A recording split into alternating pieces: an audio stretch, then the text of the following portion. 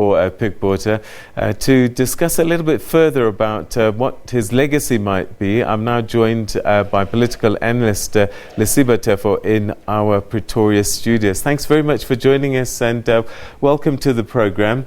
I suppose when a man such as this, who served in a apartheid government and a post-apartheid government, legacy becomes a big question.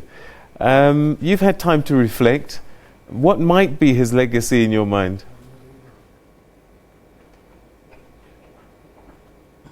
Thanks, Peter, and greetings to the listeners. May his soul rest in peace.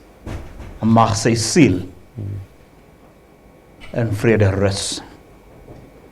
As a young man, I watched him, and I was impressed by his ability to engage. Scholarly, the breadth and depth of his knowledge of geopolitics, his persuasive engagement in matters. And for those, you see, I'm a teacher through and through, and I'm not apologetic about that. And I'm also a reader. The people who write, who comment, oftentimes they don't read. And they ought to have said, wow, why is there a bit of noise about this man? And at least consulted a few books here and there, or Google just to know who the man is. Listen to the last comment by Holomisa, General Holomisa. The comment this morning by Ben Chirok. The comment by Mek Maharaj. The comment by the Deputy Prime Minister of Namibia.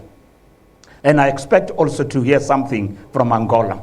These are the countries that can stand up and say, he made a contribution to bring us to where we are today in terms of assisting and bringing parties together to the negotiating table. Yes, he was not a saint. Yes, like you and me, he could err.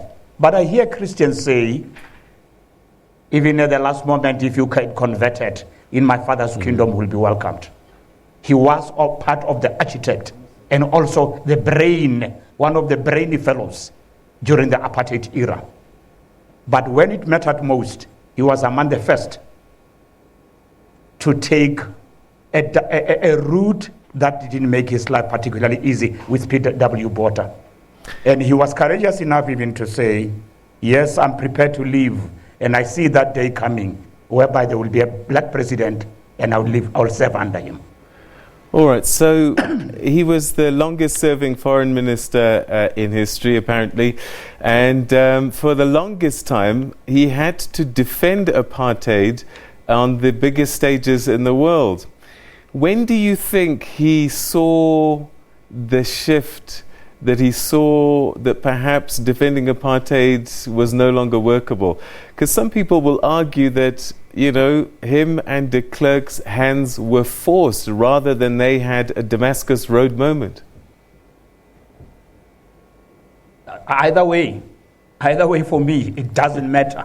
At the end of the day, if de Klerk cared, he would have proceeded on the route that said, until the last drop of blood is shed, I will defend the Afrikanerdom. But in less than 2 years, he stood up, took the risk, and he has brought us where we are.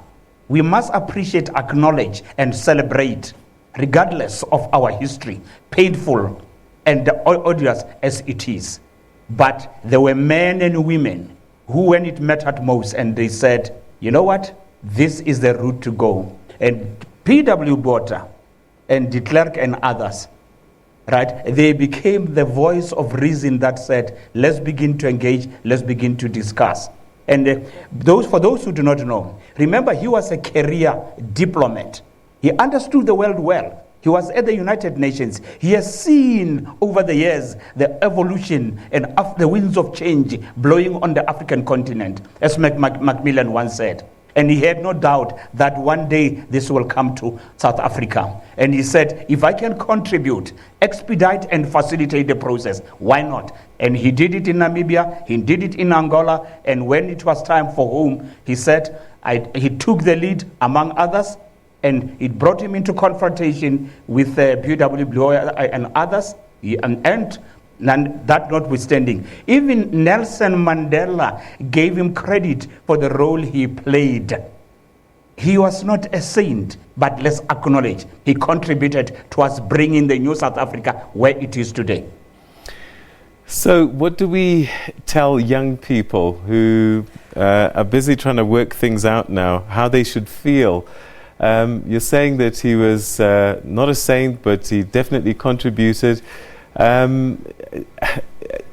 Should he be given a state funeral or an official funeral then? I certainly would think so. And with the type of president we have currently, I have no doubt he will give him that. Remember, he was also a cabinet minister under Nelson Mandela. And there were less worthy ministers and other people who were given honorary and state-assisted funerals, who were less worthy, comparatively speaking. He's not a saint. He's a former minister. And certainly, he contributed towards bringing the new South Africa where it is today. If you ask me for my vote, yes, I would say let's honor him to the extent possible.